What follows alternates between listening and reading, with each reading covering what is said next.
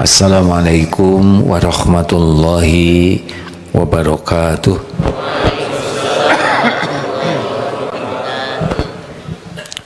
Alhamdulillahi rabbil alamin. Alhamdulillahilladzi anzala sakinah fi qulubil mu'minin liyazdadu imanan ma'a imanihim. Allahumma salli wa sallim wa barik ala sayyidina Muhammad wa ala alihi wa ashabihi ajma'in. Allahumma inna nas'aluka ilman nafi'an wa rizqan thayyiban wa amalan mutaqabbalan. Allahumma aftah lana hikmataka wansur alaina rahmataka ya dzal jalali wal ikram. Taqabbal minna ya Allah siyamana wa qiyamana wa salatana. Taqabbal minna innaka antas samiul alim. Wahai Allah yang maha menatap, terimalah semua amal ibadah kami ini. Amin ya rabbal alamin. Ramadan, bulan penuh barokah.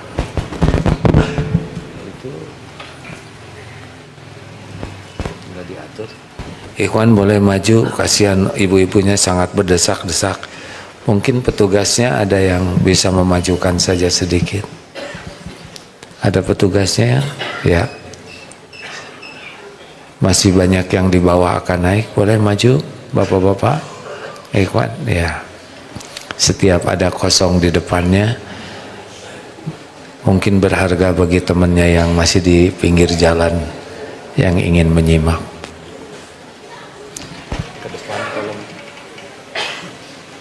Ke depan tolong pastikan supaya tidak ada yang tersia-sia. Ya bagus. Karena setiap ada yang kosong di depan kita, berarti ada saudara kita yang tidak kebagian masuk ke masjid. Ya cukup bergerak badannya saja ya. Coba kalau kita lihat hadis ini, man shoma ramadhana imanan wahtisaban ghufira lahu ma taqaddama min dambi. Barang siapa yang saum di bulan Ramadan penuh dengan keyakinan kepada Allah, keimanan, dan semata-mata mengharapkan pahala dari Allah, Allah ampuni dosa-dosanya yang lalu. Jadi Ramadan ini efeknya kalau saumnya bagus, habis dosa yang lalu.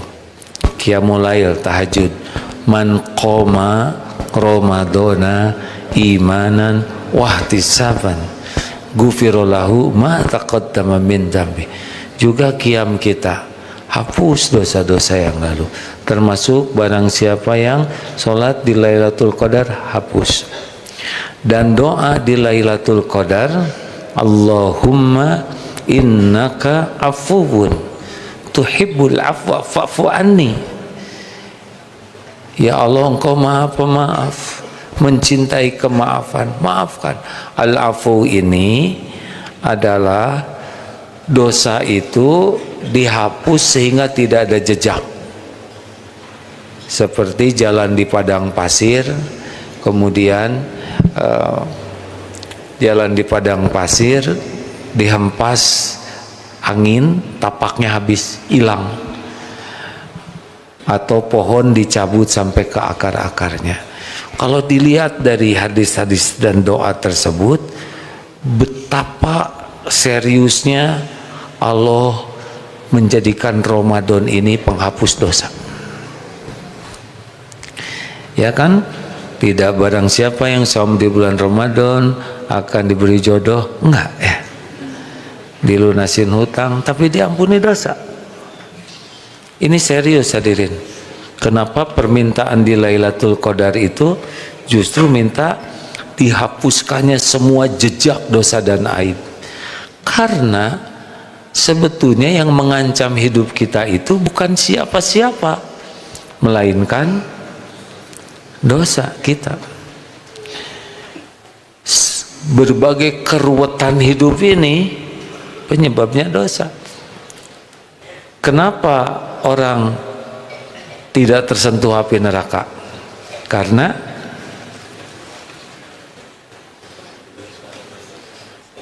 ampunan Allah, Kasep, ya. Kenapa orang masuk surga? Karena rahmat Allah. Jadi amal kita tidak cukup, tapi kita berusaha beramal, Allah kasihan ke kita, turunlah rahmatnya, kita bisa ke surga. Tapi kita tidak tersentuh api neraka karena ampunan Allah. Faman zuhziha 'anin nar wa udkhilal jannah faqad faz. Barang siapa yang dijauhkan dari api neraka, ini diampuni Allah nih, dan dimasukkan ke surga, ini dirahmati Allah. Itulah sukses. Jadi sukses itu adalah dijauhkan dari api neraka dan dimasukkan ke surga. Ya, dunia gini aja lah. Wa mal hayatud dunya illa mataul gurur. Tiadalah kehidupan dunia kecuali kesenangan yang menipu. Kira-kira ini wajahnya mah tenang, punya dosa tidak? Sedikit atau banyak? Banyak atau banyak sekali? Banyak sekali atau luar biasa banyaknya? Nah, syukurlah kalau sadar lagi ditanya, ya. Aslinya tidak ada yang mengancam kita. Apa buktinya? Ya, Al-Isra ayat 7. In ahsantum li anfusikum wa in asatum falaha. Kita berbuat baik, balik ke kita sebanding dengan tingkat keikhlasan. Kita berbuat buruk, balik ke kita.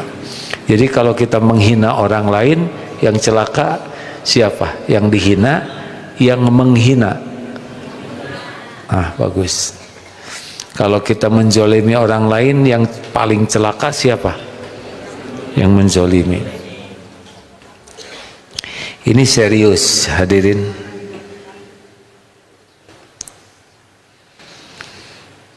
Tapi jarang orang menyadari. Apa sih bahayanya dosa?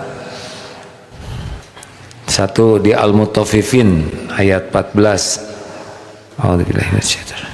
Kalla bal rana ala qulubihim ma kanu yaksibun. Sekali-kali tidak, bahkan apa yang mereka kerjakan telah menutupi hati mereka. Jadi tiap dosa itu seperti satu noktah nempel, kalau tidak segera tobat makin banyak gelap.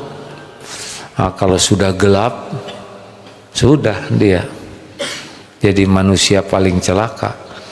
Tidak bisa dapat cahaya ilmu, udah ketutup. Makanya orang yang banyak dosa itu susah dinasehatin, betul tidak? Karena dia sudah tidak merasa tingkatan dosa terburuk. Ada yang bikin dosa, dia tahu ini dosa. Ada yang membuat dosa, melakukan dosa, menganggap remeh dosa. Tapi ada yang melakukan dosa, sudah tidak dirasakan itu sebagai dosa, dan puncaknya adalah yang melakukan maksiat bangga dengan dosanya. Ini sudah jadi orang yang makhluk yang di dunia ini pasti tidak bahagia. Kenapa pasti tidak bahagia? Karena bahagia itu adanya pada amal soleh. An-Nahl 97. Man amila sholihan min dzakarin aw untha wa huwa mu'min walanuhyiyannahu hayatan thayyibah. Barang siapa yang beramal soleh, laki-laki dan perempuan, dan dia beriman kepada Allah, nah Allah sungguh mengaruniakan kehidupan yang baik, tenang, Makanya orang yang banyak dosa itu tidak mungkin hidupnya baik, karena yang bekal hidupnya baik adalah orang yang beramal soleh dengan kekuatan iman. Jelas hadirin? Beginilah kalau itikaf semalaman ya. Padahal kalau dilihat malam-malam tidak ada yang bangun ya. Kita ceritanya itikaf bawa bantal, selimut, kasur tipis, bangun lagi sahur, ya sudahlah.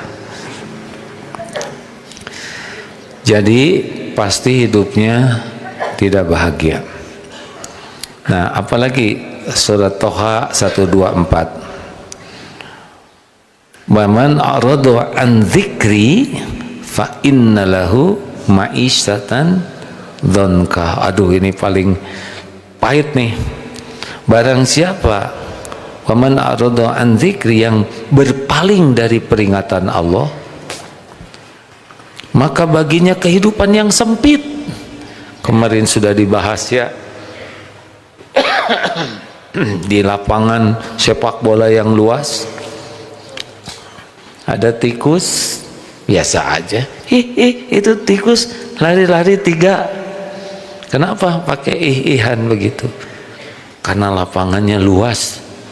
Silahkan di kamar mandi, di toilet yang sempit, berempat dengan tikus lari-lari. Siapa kira-kira yang paling menderita? Tikus atau dia? Jadi masalah itu, neken itu adalah berbanding dengan tingkat kelapangan hati. Saya baru mendapat kiriman dari sahabat tentang betapa hebatnya rakyat Gaza, dihajar dengan boikot, blokade, bom, berjatuhan persenjataan canggih, ketakutan setiap saat, kelaparan, kematian, semua tanaman dia ambil, tidak ada listrik, tidak ada air, tidak ada obat-obatan, tidak ada sekolah, tempat ibadah dihancurkan. Ya Allah, kami ridho dengan apapun yang Engkau takdirkan. Suami meninggal, anak terbunuh, rumah hancur. Ya Allah, hamba ridho. Faman rodiya falahu ridho. Barang siapa yang ridho ke takdir, Allah ridho kepadanya. Puncaknya surga itu kan kemarin dibahas oleh Ustaz Aam. Bagaimana? Yang kemarin dibahas dalil adalah di surga tuh kekal mengalir sungai-sungai di bawahnya masuk ke surga, dan Allah ridho kepadanya dan dia ridho ke Allah. Jadi puncak dari segalanya adalah ridho. Nah, orang yang diridhoi Allah di dunia ini lapang hatinya. Ada yang disebut nyet, tersinggung, marah, padahal dia nyebutnya ayam penyet ya. Tapi keburu marah, sempit sekali hatinya. Dikit-dikit tersinggung, dikit-dikit jengkel. Termasuk tadi ketika ada HP yang bunyi, dia mau ngambek, nggak tahu siapa yang mau diambeknya. Sepanjang sholat mendidih hatinya, itu sempit hatinya. Kemarin sudah dibahas, kalau dihina orang yang hatinya lapang bisa ngasih makanan itu, karena dia tahu yang menghina itu satu menjadi cara Allah mendidik kita untuk mengetahui akhlak buruk yang tidak boleh kita miliki. Tuh, orang yang berbuat jelek ke kita tuh, itu adalah ilmu dari Allah supaya kita tidak begitu. Orang yang berkata jelek menjadi bahan evaluasi diri. Jangan-jangan Allah mengingatkan keburukan yang pernah kita lakukan ke orang lain. Benar ya teori pidato, kalau ada yang bergerak semua lihat yang bergerak. Nggak ada yang lihat saya barusan. Nggak apa-apa, nggak salah. Tapi teori itu benar. Coba sekarang di sini ada kupu-kupu, habis saya. Pelan, semua lihat kupu-kupu. Nggak apa-apa. Lanjut. Kalau orang yang hatinya lapang dihina, dia dapat ilmu. Ya Allah lagi nunjukin saya perbuatan buruk yang tidak boleh saya lakukan. Yang kedua, evaluasi. Saya dihina orang. Jangan-jangan ini Allah ngasih tahu saya nih, berapa banyak orang yang sudah saya hina selama ini. Malah jadi tobat, betul tidak? Dengan dihina orang, kita jadi berguguran dosa. Karena disakiti, ada dosa yang tidak rontok kecuali dengan disakiti. Malah orang yang berbuat jelek itu yang menolong kita, rontok dosa. Coba itu. Kemudian yang keempat, kita punya sparring partner. Kalau nggak ada orang yang berbuat jelek, kita nggak bisa latihan sabar, latihan memaafkan. Ali Imran 134, latihan takwa. Bagaimana bunyinya? Alladzina yunfikuna fis sarra'i wadh-dharra, ciri orang takwa berinfak dalam lapang sempit, wal kadhiminal ghaidha wal 'afina 'anil nas wallahu yuhibbul muhsinin. Nahan marah, memaafkan, berbuat baik, itu takwa. Coba kalau nggak ada yang menjengkelkan, nggak ketes ketakwaan kita, benar? Tuh kan, diam aja. Latihan ketakwaan ya, nggak akan marah.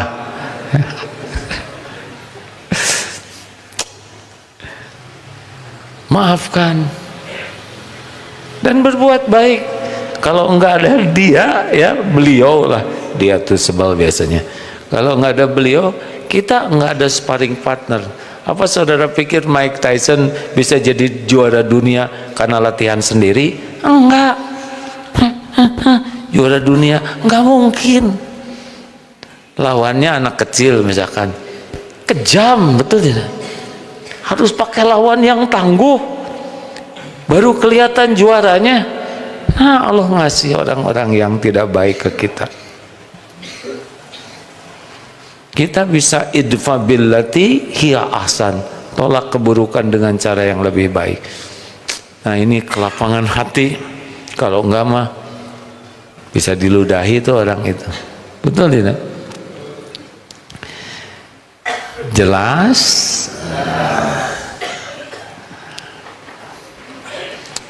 Jadi kenapa hati sempit? Kenapa hati sempit? Ya Allah, dari tadi kan disebutkan karena dosa. Astagfirullah. Tenang, tenang ya. Jamaah tidak menjawab itu karena khusyuk ya.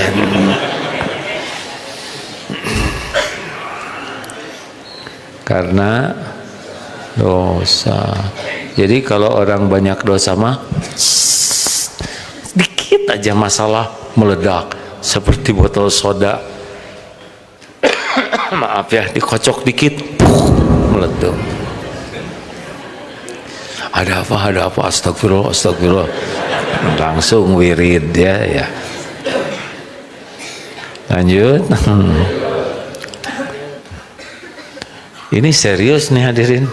Jadi orang-orang yang sensitif, mudah tersinggung, mudah meledak, mudah ribet. Karena apa? Nah,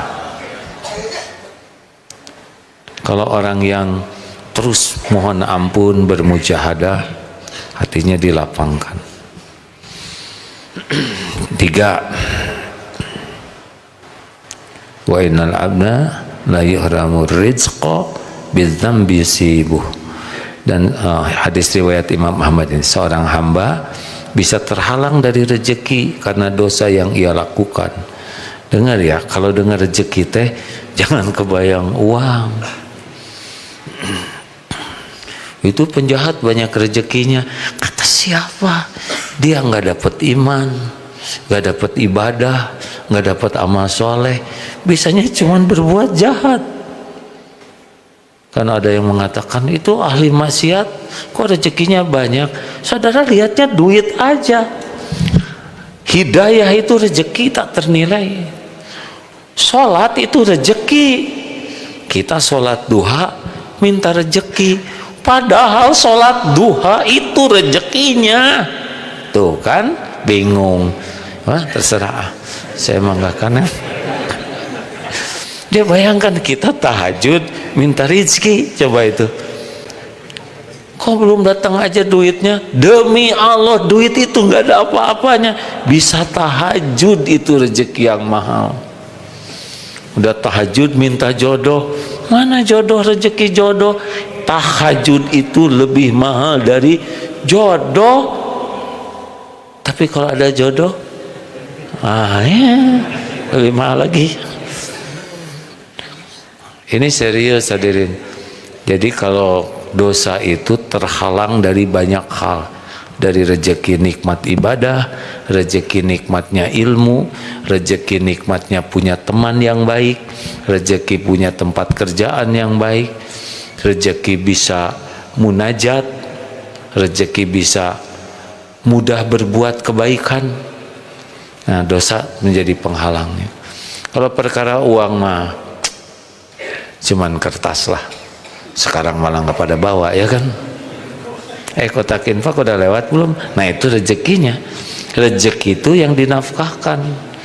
Rezeki kita. Kalau yang bisa dompet baru bawa-bawa aja, belum jadi rezeki. Rezeki kan 3. Yang dimakan jadi kotoran. Kalau makanannya halal, thayyib, berkah. Yang dipakai jadi usang, itu rezeki. Kalau dipakainya jadi amal soleh, rezeki. Kalau dipakainya jadi ria, itu tidak jadi rezeki yang berkah. Dan yang ketiga, uang, harta yang dinafkahkan di jalan Allah, itu rezeki. Nah, mana yang berat? Terhalang dapat uang, terhalang sedekah. Tuh kan, nggak mau ngomong ya. Sedekah. Emang ceramah di ahli itikaf begini nih, jangan gibah.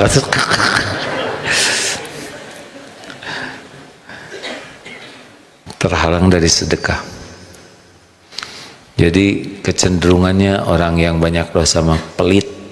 Kalaupun dia sedekah, pasti ada maunya.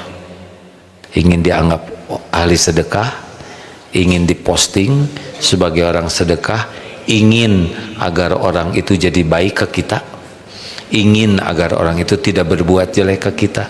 Jadi nggak ada Allahnya. Jadi jangan heran ya kalau banyak dosa itu terhalang rezeki keberkahannya. Lalu, nah ini yang paling sering disebut surat Asy-Syura ayat 30. Wa ma asabakum mim musibatin fabima kasabat aydikum wa ya'fu an katsir. Itu pakai wa ya'fu an katsir. Jadi sebagian besar oleh Allah tuh dimaafkan.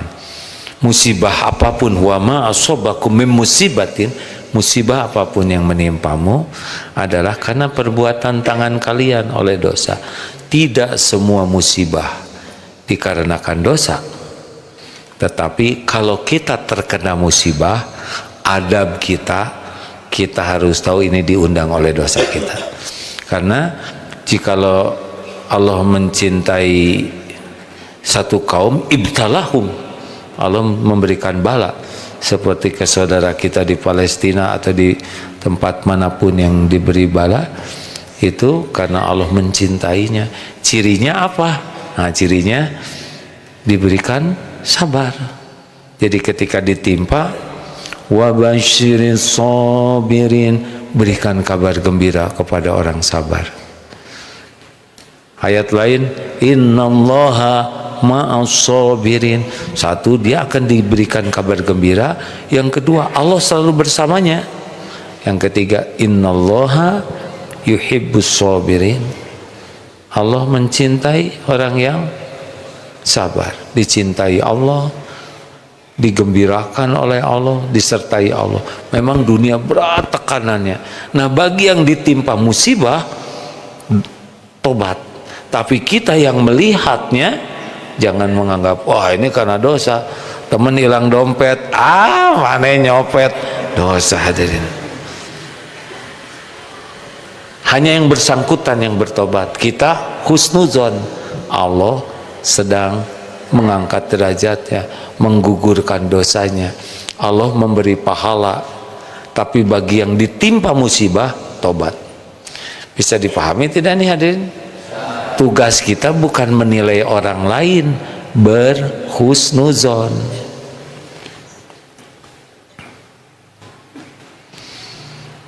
Jangan menilai jelek. Tidak ada perintah suudzon. Karena boleh jadi orang yang ditimpa musibah tersebut karena Allah sangat mencintainya. Perkara urusan dosa itu beliau dengan Allah nanti tobatnya.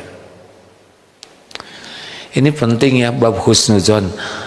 Pernah menyimak satu perdebatan tentang, maaf kalau ini mengulang, tentang yang ada tanda hitam di kening. Wah, ria. Ada perintah dari Allah berburuk sangka.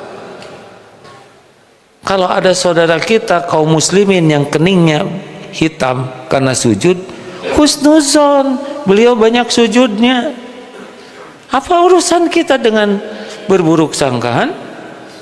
Hanya karena kita nggak ada, kemudian wah ya ria wungkul ya kelompok ria ya, majelis ria.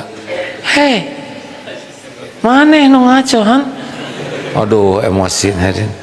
Saya emang nggak ada tandanya di sini ya. Cuma saya kalau lihat yang tandanya hitam senang. Oh, beliau. Tapi kan nggak teriwayatkan Rasulullah, para sahabat ada hitam-hitam di sini. Ya saya memang belum mengetahui lebih banyak tentang hal ini. Tapi kulit tiap orang beda-beda. Buktinya ada yang jerawat, betul tidak?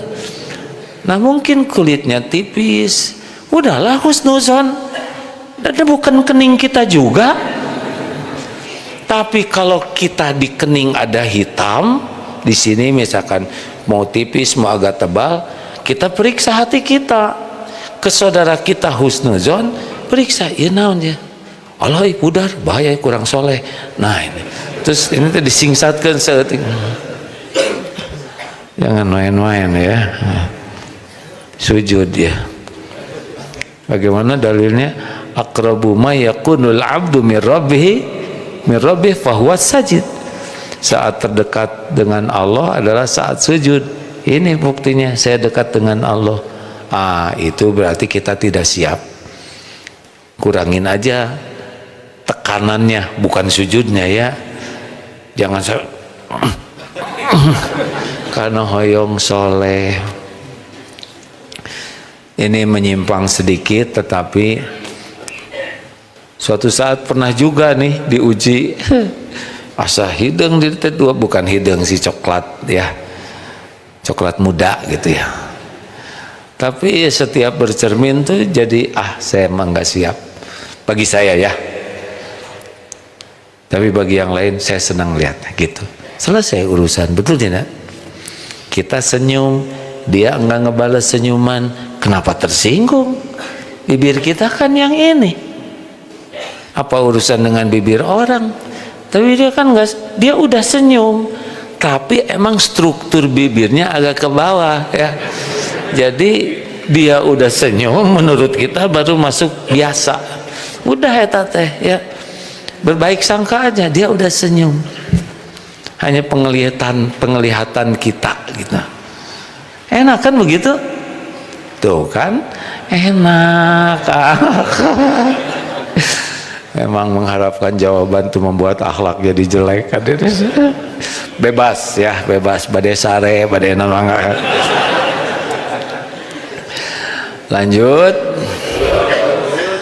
Nah, ini penting hal-hal sederhana ini bagi yang belum paham ya. Jadi kalau orang kena musibah, kita berbaik sangka orang tersebut oleh Allah sedang diampuni dosanya, diberikan pahala yang besar, lagi diangkat. Tapi bagi kita yang terkena musibah, Asyura ayat 30 ini, tobat. Apalagi selanjutnya, dosa itu bisa narik dosa yang lain, ya, narik. Jadi biasanya dosa kecil yang pertama dia astagfirullah, tapi dia jadi terbiasa dosa kecil, nanti tidak dianggap dosa lagi, gradasinya akan makin meningkat. Mata sering lihat HP aurat orang lain. Aurat itu tidak harus segala-galanya, ya. Yang bukan mahram kita lihat, aduh ini cakep, ini keren, dinikmati, itu meningkat nanti. Terus ingin dilihatnya tuh jadi lebih banyak. Demikian pula orang berpacaran. Pertama mungkin malu-malu kucing, lama-lama malu-malu embek, ya.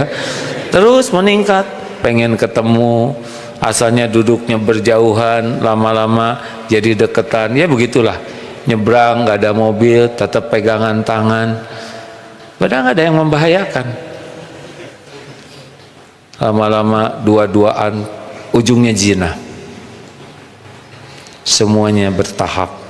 Makanya orang yang tidak segera tobat itu akan naik terus kualitas dosa-dosanya. Disimpulkan ajalah, di akhirat apalagi, ya, itu baru di dunia. Kalau disimpulkan ini dari Imam Ibnu Qayyim, semoga Allah memuliakan beliau. Yang pertama, bahwa hatinya akan gelap, dan ini akan memancar kemana-mana kegelapan itu. Tidak bisa menerima kebenaran. Dia hidupnya itu akan berpenyakit hatinya. Ria, ujub, takabur, dengki. Yang kedua, Allah akan sempitkan hatinya tuh. Jadi walaupun punya rumah lapang tetap sengsara. Walaupun punya aset ratusan hektar, jutaan hektar, tetap sempit aja, nggak ada enak-enaknya, ribet aja urusan tuh, perkara-perkara kecil remeh meledak. Dan begitu hari-harinya, dari mulai bangun tidur, bawa apa nih? Nah, kan dia yang menguap, tapi selalu nyalahin orang, ya nggak? Karena orang yang hatinya sempit selalu mencari kesalahan orang lain, tidak mau dirinya salah, ya. Kemudian menghilangkan keberkahan hidupnya. Jadi nggak berkah hidup tuh, nggak kebaikan yang dia lakukan tuh. Makanya ujungnya jadi contoh buruk aja, sengsara, tidak barokah, menghalangi rezeki, dan udah pasti dosa itu bikin GTA, galau tiada air, liwe lir, wahai, ya, cemurus, cemas terus menerus. Jarang kan ada ceramah begini, biarin, ya. Oh, GTA tuh sengsara, hadirin, galau tiada akhir tuh. Walaupun punya apa-apa, udah nggak punya apa-apa. Hati kalau udah dibuat galau oleh Allah, oh yang bikin galau itu Allah, ya. Jadi huwallazi anjalas sakinah, dialah yang nurunin sakinah. Dan sebaliknya gelisah. Kalau Allah turunkan sakinah, tenang weh, mau moncong senjata di sini juga, ya sok atuh, ya Allah, dah tubuh ini milikmu, nyawa saya juga milikmu.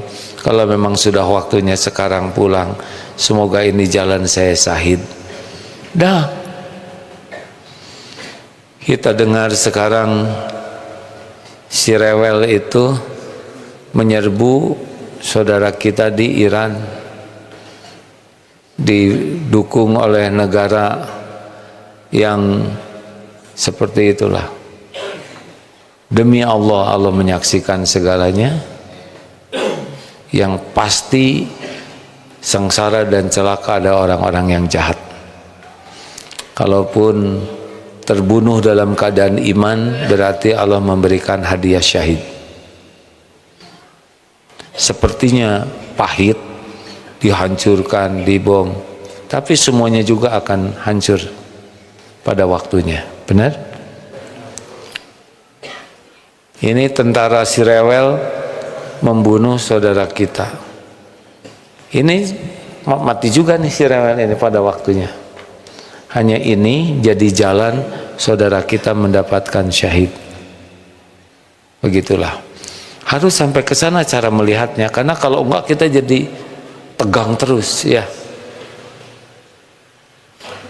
Begitu. Apakah akan bahagia? Enggak ada cerita bahagia. Tidak ada bahagia dalam dosa dan maksiat. Ingat itu baik-baik. Sederhana aja begini. Mana yang kira-kira bikin bahagia? Berbicara tentang kebaikan orang lain, berbicara tentang keburukan orang lain. Jawab. Ya kan? Mana yang kira-kira bikin bahagia? Senyum atau cemberut? Senyum, udah gitu cemberut lagi. Mana yang kira-kira bahagia? Menahan marah, marah-marah, memaafkan, membenci. Udah pada tahu. Tapi masalahnya tahu itu nggak jadi apa-apa kalau nggak dipraktekkan. Sing sabar atau jadi anak teh. Ya. Itu dia tahu tapi tidak melakukannya. Anak-anak jangan suka marah-marah. La taghdab walakal jannah. Mangga weh ya. Dan yang pasti terancam su'ul khotimah. Di dunia udah sengsara, celaka, menderita, su'ul khotimah, dikubur disiksa, yaumal hisab ngejengkang sengsara, dan nauzubillah masuk neraka selama-lamanya, nauzubillah min dzalik. Jadi tidak punya pilihan hidup, malah sekuat tenaga jauhi maksiat dan dosa. Doanya sederhana, Allahumma inni as'aluka fi'lal khairat wa tarkal mungkarat. Coba ulangi kan. Enak kalau ceramah dengan saya, doanya lebih pendek dari ustadz yang lain ya kan. Dah saya hafal dan pendek weh. Allahumma inni as'aluka fi'lal khairat wa tarkal munkarat. Jadi minta supaya dimudahkan berbuat kebaikan-kebaikan dan meninggalkan kemungkaran. Jarang doa itu bagi yang belum tahu. Terima kasih pemirsa. Insya Allah itikaf ini akan berlangsung setiap bulan pekan pertama. Jadi yang akan datang Pik. Oh, beliau panitia capek ya. Husnuzon ya. Di mana Opik?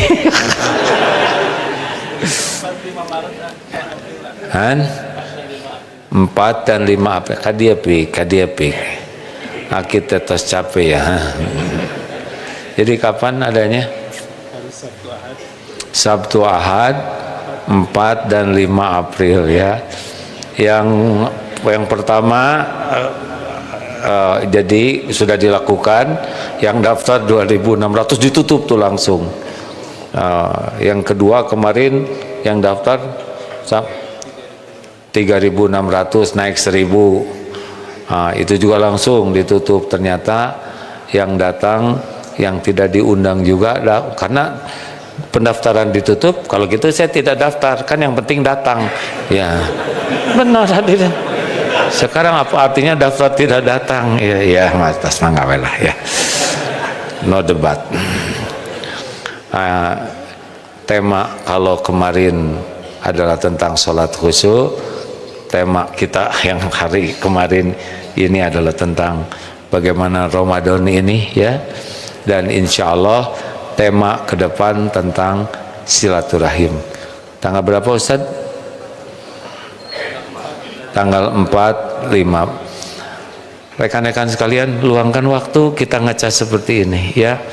Kemarin Ustadz Aam Amiruddin, Masya Allah, makin matang ya. Setiap patah kata tuh bernas, saya senang sekali mendengarkannya. Dan lucunya itu mengganggu tahajud ya.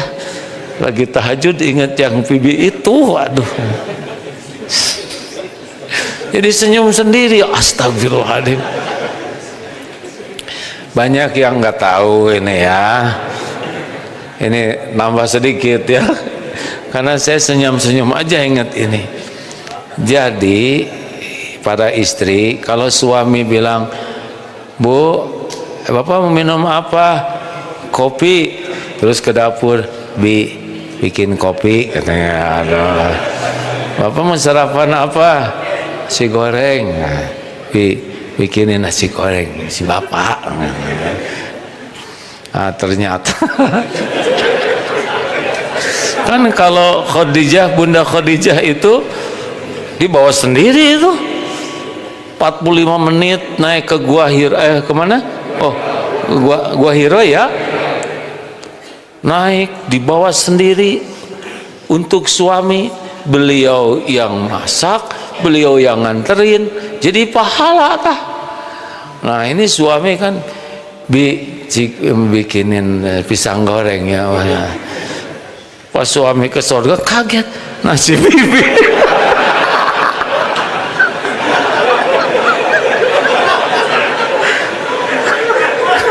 Nah jadi si bibi, aduh ini paten pisan nih. Kaget. Nah jadi si bibi nulis surga. Paham. Nih gitu-gitu pisan bodor. Semoga saudara lagi tahajud tidak ingat ini ya. Astagfirullah. Saya nggak tahu gimana ujuk terlintas jadi cengar-cengir tahajud. Astagfirullah. Ini bukan nyari teman hadirin ya. Bu, suguhan atau suami, jangan sampai si bibi nanti yang ketemu. Udah, astagfirullah.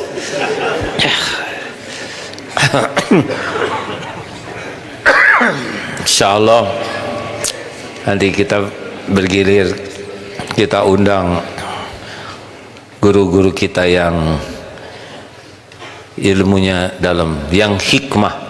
Apa cirinya hikmah? 3, ilmunya dalam sehingga memancar. Yang kedua, ulama yang mengamalkan ilmunya. Nah itu hikmah. Jadinya kebaikan yang sangat-sangat banyak. Dan yang ketiga apa hikmah tuh?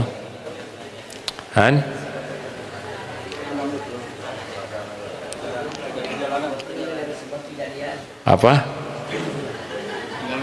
Kan saya kemarin yang ngebahas. Yang ketiga adalah yang bisa mengambil pelajaran. Luar biasa. Beliau menyampaikan dengan baik sekali. Suatu saat rekamannya ditayang ulang di media sosial ini ya. Jam 6 kawan-kawan yang menyimak di medsos, silakan ikut untuk yang akan datang. Atau kalau yang akan datang ikut jadi nama nggak apa-apa. Ternyata ini muat 10.000 ya. Di masjidnya hanya 2.000 berapa pik? Nah jadi turun. Takut ya, banyak.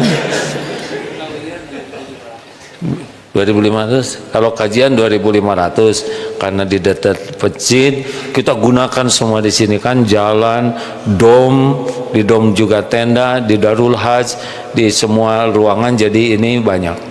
Jadi muatlah 20.000 lah ya. Insya Allah kita jadikan ini ajang bulanan silaturahim ya. Nanti diharapkan supaya semuanya makannya enak ya, maka semua bawa makanan ya. Nanti tuker-tukeran ya. Nanti kita akan adakan begitu supaya lebih menarik, ilmu lebih banyak, silaturahim. Siapa tahu ketemu besan ya di sini ya. Ada yang niat, boleh nggak sih niat itikaf sambil nyari calon? Boleh. Tinggal minta ke Allah ya. Dan nyari calon juga bukan sebuah kesalahan. Kalau cari calon pendamping hidup di tempat yang salah, hasilnya salah. Kalau mau cari yang emas permata ya harus ke tempat perhiasan, betul tidak? Kalau nyari sembarang tempat dapatnya sampah. Mudah-mudahan yang senang itikaf ini adalah indah. Terima kasih sahabatku yang baik, jam 6 tepat harus selesai di medsos. Mohon maaf, sampai jumpa. Kalau pekan kedua di Istiqlal siang, tapi pekan pertama bisa dari hari Sabtunya itikaf sampai pagi ini ya. Kita tutup untuk penonton yang menyimak di medsos. Assalamualaikum warahmatullahi wabarakatuh.